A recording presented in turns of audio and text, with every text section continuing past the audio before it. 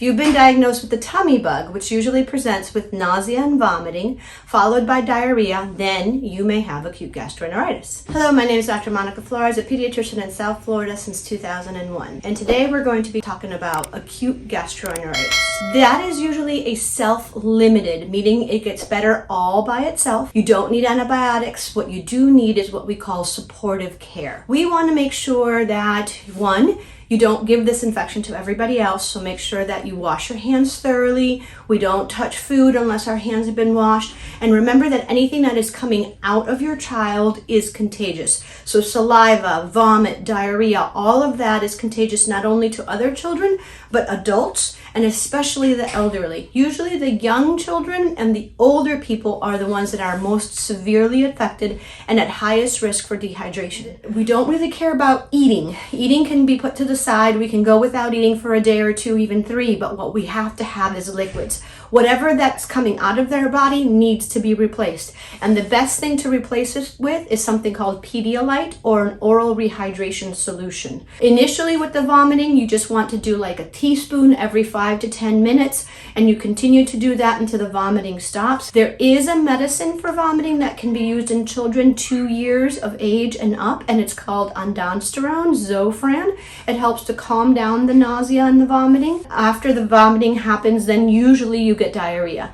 Most people have diarrhea 3 to 6 times a day for up to 7 days.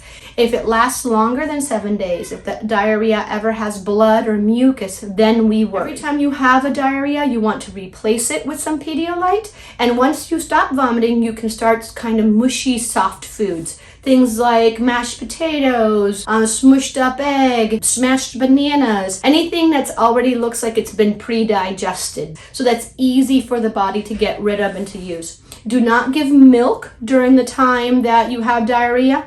Or vomiting, because that's going to make things worse, and avoid anything greasy. Children who start to eat too quickly, the vomiting may come back. So just when you start the solid foods, you want to go slow so that you make sure that it stays down. The one treatment you can do, not only for the child who's affected, but the whole family, is probiotics. Culturelle, Florastor, those are the good bacteria that go into the gut and that kind of help to fight off the bad infection that's causing the vomiting and diarrhea. And especially if your child seems to be getting recurrent vomiting because they're in daycare or in school and they're sharing food and drinks with all their friends, putting them on a daily probiotic, a daily multivitamin, may boost their immune system so their body fights it off before they get infected. Return to the office if the vomiting or the diarrhea becomes severe. If your child is lethargic, laying on the bed, refuses to take the oral fluids, if they're not urinating at least 5 times in a day, if the poop ever or the vomit ever has blood in it.